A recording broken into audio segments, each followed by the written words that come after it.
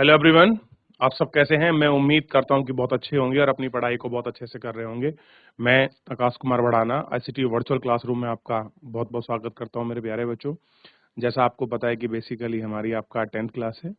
Geography का chapter हमारा प्रारंभ हो रखा है। आज हम लोग इंडस्ट्री बेस मतलब आपका हम आपका इंडस्ट्री को पढ़ेंगे कि आपका उद्योग क्या होते हैं, उनके कुछ मेटल पॉइंट्स हैं। हम सीधा अब आपके बुलेट पॉइंट को पढ़ेंगे ताकि हम चीज़ों को अधिक से अधिक आपका ज़्यादा उनको कवर कर सकें और उनको सही रूप में आपका देख सकें। क्लियर है मेरे प्यारे बच्चों? तो अगर किसी बच्चे का कोई डाउट, कोई क्वेरी किसी प्रकार का आपका कुछ रहता है तो सारे माध्यम आपके पास खुले हैं। आप बेहिचक, बिना डरे, बिना कुछ सोचे समझे आप अपने डाउट को, अपनी क्वेरी को, आप अपने प्रश्न को मेरे प्यारे बच्चों आप मुझसे पूछ सकते हैं। कोई भी स्कूल का कोई भी बच्चा अगर किसी का कोई डाउट है, किसी कोई क्वेरी है, आप मुझसे पूछ लीजिए। नहीं तो हम चलते हैं सीधा डिजिटल बोर्ड की तरफ।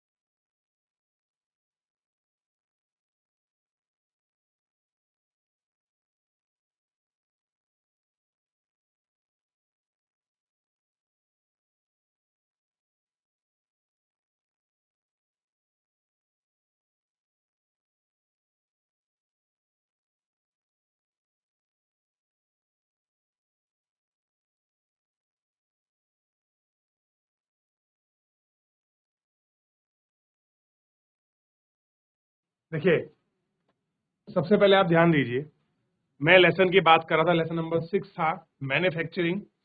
हम इंडस्ट्री की बात कर रहे हैं और इसमें हम देख रहे थे इंपॉर्टेंस ऑफ आपका मैन्युफैक्चरिंग। तो why manufacturing is backbone economy आपका डेवलपमेंट। ऐसा क्या कारण है कि हम लोग आपका बैकबोन बोलते हैं इकोनॉमी आपका डेवलपमेंट का किसको? मैन्युफैक्चरिंग आपका इंडस्ट्री को। तो क्या इंपॉर्टेंस है? उसके पहले पॉइंट में हमने लिखा इट्स हेल्प टू, ठीक, मॉडर्न एग्रीकल्चर, कि आधुनिक कृषि को भी ये क्या करती है? आपके सपोर्ट करती है। Reduce the heavily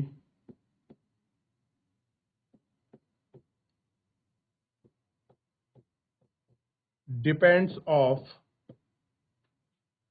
people on agriculture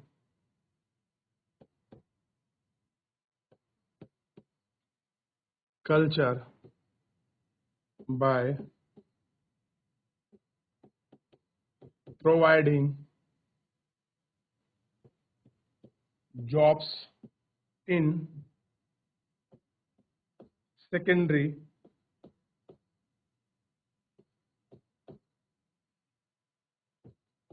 and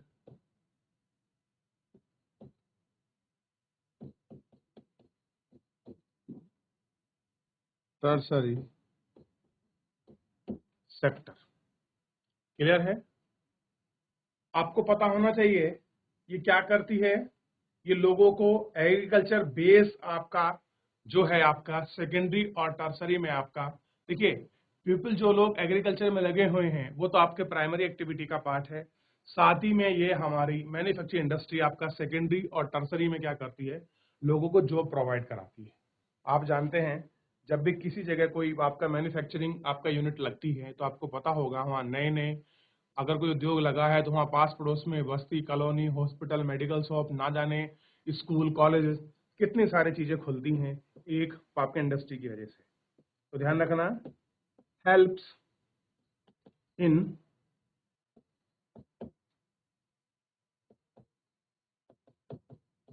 eradication of unemployment and poverty.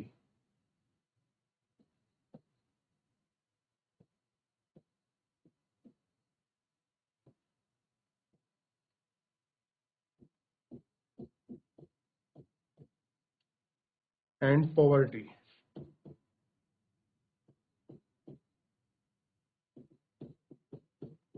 ये क्या करती है, ये मदद करती है बेरोजगारी को कम करने में और गरीबी को कम करने में। लिख लीजिए इसको।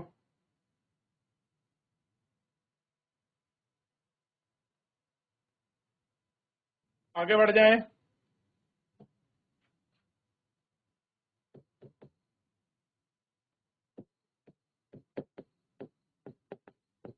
स्टेबलाइजिंग इंडस्ट्री, या आप कह सकते हैं जो भी हमारी इंडस्ट्रीज हैं,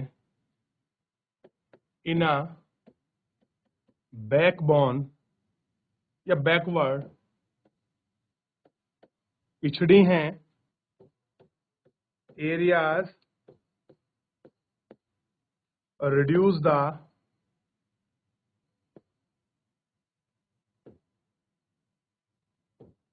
रीजनल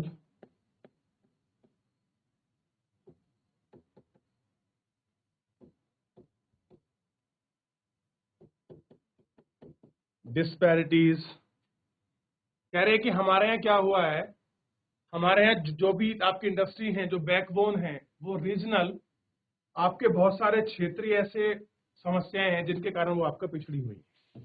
देखिए अगला, a country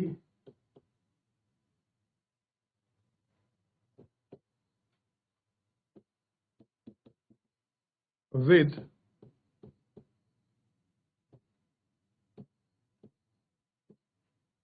level of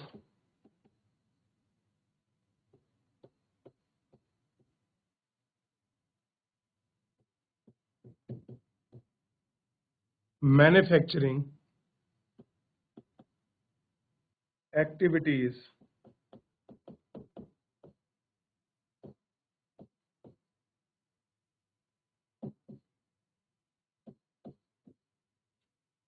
प्रॉस्पेरीज।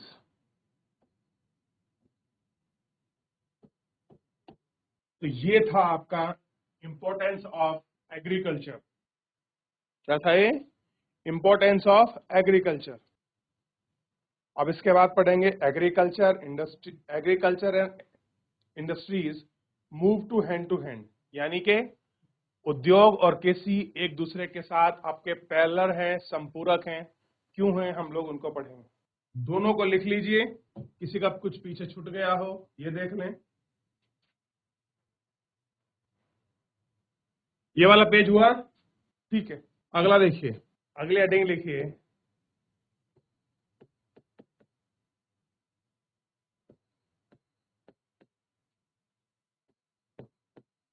Agriculture and industries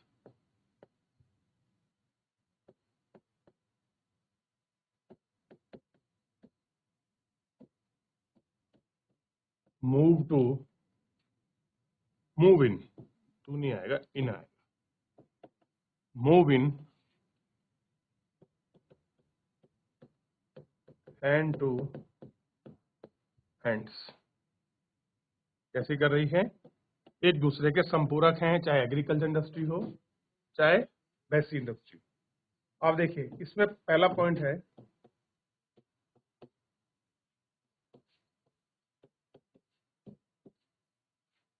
agriculture and industries are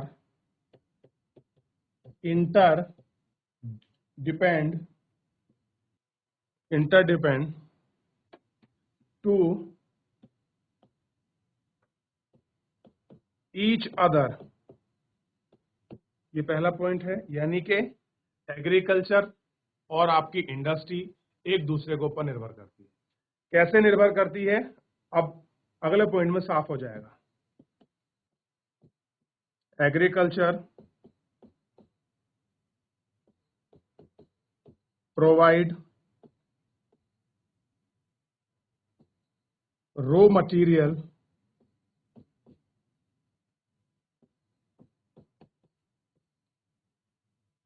to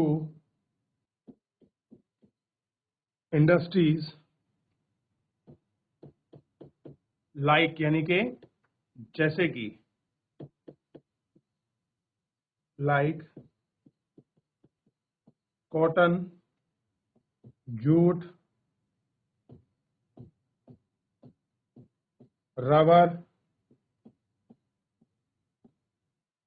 sugar, ईसीटी। ठीक है, और इसमें अगला लिख लीजिए, थर्ड पॉइंट इसी में लिख लीजिए।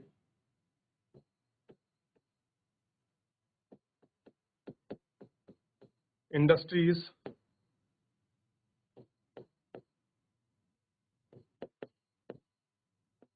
Provide agriculture machineries, fertilisers,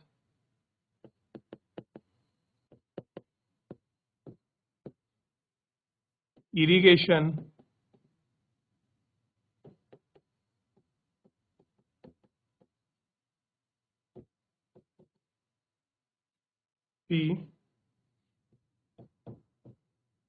ETC, ये सारे हैं। और साथ में देखिए, to increase the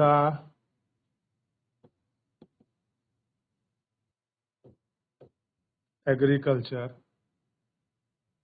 providing.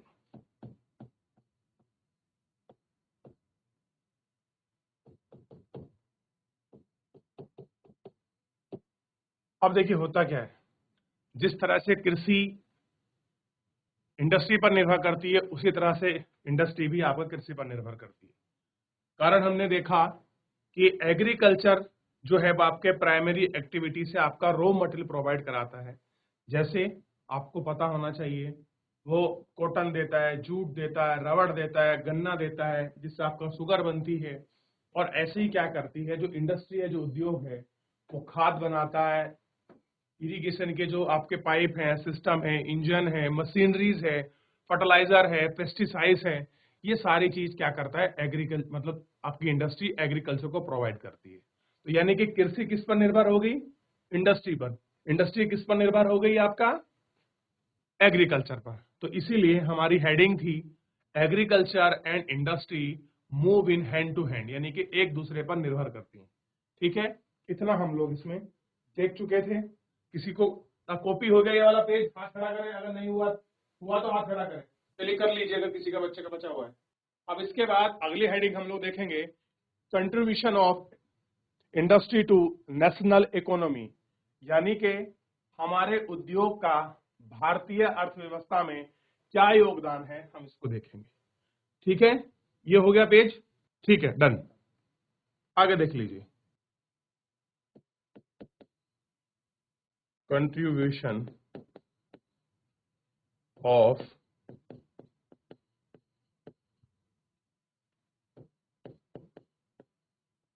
Industry to national economy. तो पहला पॉइंट इसका लिखिए, ओवर लास्ट 2 दशक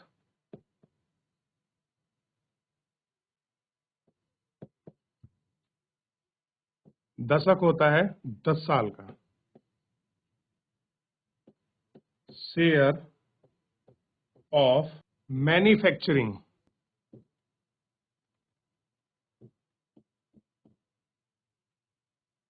और इसका बचा हुआ आईएनजी में यहां लिख देता हूं, manufacturing sector in India's, India's का मतलब होता है भारत की, जीडीपी में इज 17% कंट्रीब्यूशन। जीडीपी का मतलब समझते हो आप सभी? इसको बोलते हैं ग्रॉस डोमेस्टिक प्रोडक्ट, सकल घरेलू उत्पाद, और इसकी परिभाषा होती है एक वित्तीय वर्ष में अंतिम सेवा और वस्तु के टोटल मौद्रिक मूल्य को जीडीपी कहते हैं। सेकंड पॉइंट देखिए, this is much lower as compared to East Asian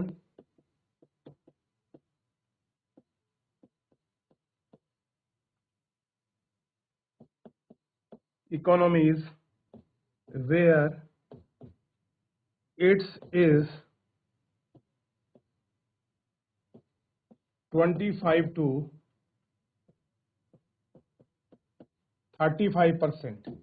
कहने का मतलब ये है कि this is a much lower compare to East Asian economy, यानी कि अगर हम लोग भारतीय अर्थव्यवस्था की तुलना कर रहे हैं, या हम कह सकते हैं कि हम अगर आपके इंडस्ट्री की हम कंपैरिजन करें किससे, ईस्ट एशियन इकोनॉमी से, तो क्या होगा, उससे तो बहुत कम है। क्योंकि आप सोच सकते हैं हमारे पिछले 2 दशक में हमें कितना दिया है, 17% जीडीपी रेट दिया है, और जबकि यहाँ कितना है इनका, 25 से लेकर 35 तक है। तो कहाँ 25 से लेकर 35 तक है और कहाँ इनकी 17% है। तो यानी कि हमारे यहाँ जो है आपका जिस तरह का इकोनॉमिकल ग्रोथ होनी चाहिए जीडीपी में, वो नहीं दिखाई देती as to compare East Asian economy. East Asian economy का मतलब है जापान, चाइना, कोरिया, ये वाली जो आप जो कंट्रीज हैं इनके तुलना करें तो। क्लियर है? आगे बढ़ते हैं इसमें। The trade off growth rate of manufacturing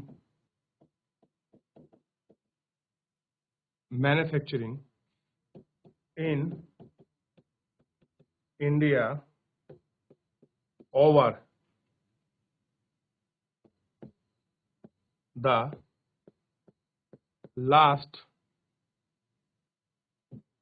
दशक इज 7% पर एनम।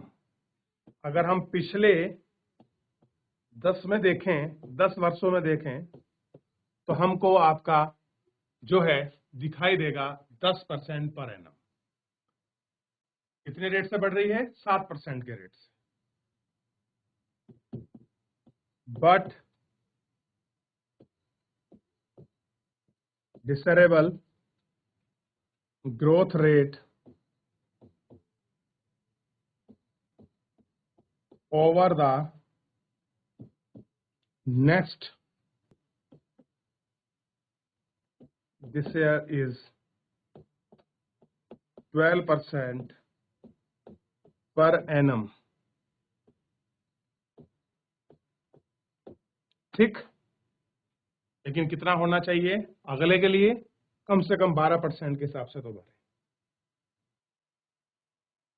हो गया? चलिए अब देखिए हुआ क्या है। एक समय था सिंस यानी कि 2003 का, जहां पर manufacturing is once again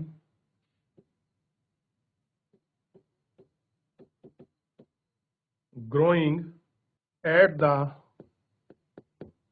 rate of 9 to 10%, 10% per annum. 2003 में कितना रहा था? कितना रहा? 9 से 10। और वैसे कितना रहता है आपका? 7%। और कितना होना चाहिए? 12 की कोशिश करते हैं, यहां 10 तक पहुंच गया, तो यहां फिर भी ठीक था। ठीक, अब देखिए, इंडस्ट्री के लिए एक संस्था है जो ये सारे रूल नियम, ये सारी चीजों को आपका तय करता है, उसको बोलते हैं, ये अलग है इसमें से, एमएनसीसी। क्या है? एमएनसीसी। मैं इसकी फुल फॉर्म दिखा देता हूं, the national manufacturing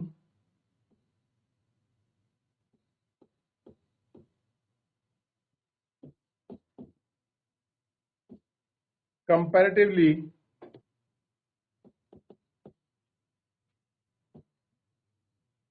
Ness council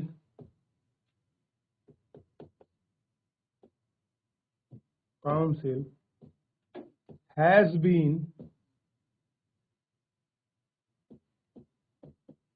set up with object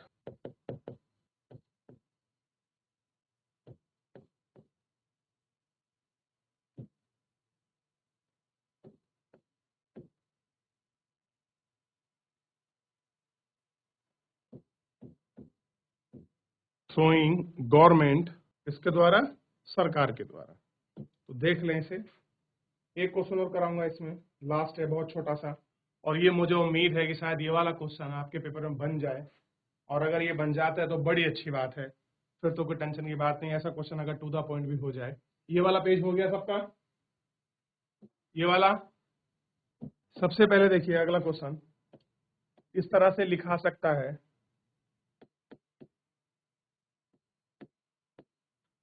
factors which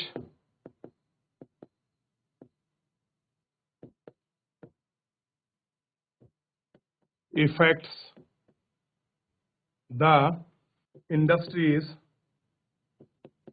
या इंडस्ट्रियल लोकेशन। अब मैं पूछना चाहता हूं, अगर आपको कोई भी इंडस्ट्री आपको सेटअप करनी है, तो उस सेटअप करने के लिए कौन कौन सी चीजों का होना बहुत जरूरी है। जरूरी का इन द सेंस ये है कि जब आप कोई फैक्ट्री लगा रहे होंगे, तो फैक्ट्री लगाने से पहले छोटा मोटा सर्वे आपको करना पड़ता है।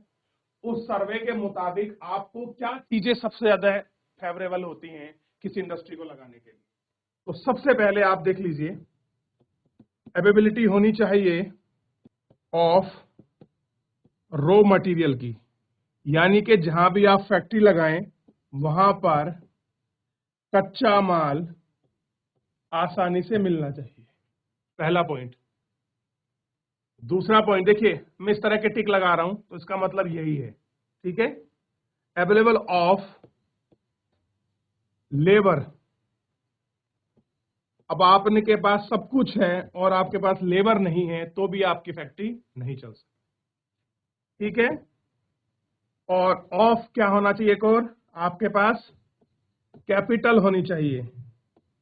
कैपिटल का मतलब समझते हो, राजधानी से नहीं है यहाँ कैपिटल का मतलब। कैपिटल का मतलब होता है पूंजी से, पैसे से, ठीक है। और दूसरा होना चाहिए, कैपिटल के बाद आपके पास पावर होनी चाहिए। पावर का मतलब विधायक मंत्री से नहीं होता, या पावर का मतलब है बिजली से, इलेक्ट्रिसिटी से, क्लियर है। और अगला है, और आपके पास क्या होना चाहिए, मार्केट भी होना चाहिए। और आपके पास क्या होनी चाहिए, ऑफ इंफ्रास्ट्रक्चर, यानी कि आधारिक संरचना के लिए जो भी हमको चीजों की जरूरत होगी, चाहे ऑफिस हो, चाहे वो आपका ट्रांसपोर्टेशन हो, ठीक, ये सारी आपको क्या चाहिए, फैसिलिटी आपको चाहिए।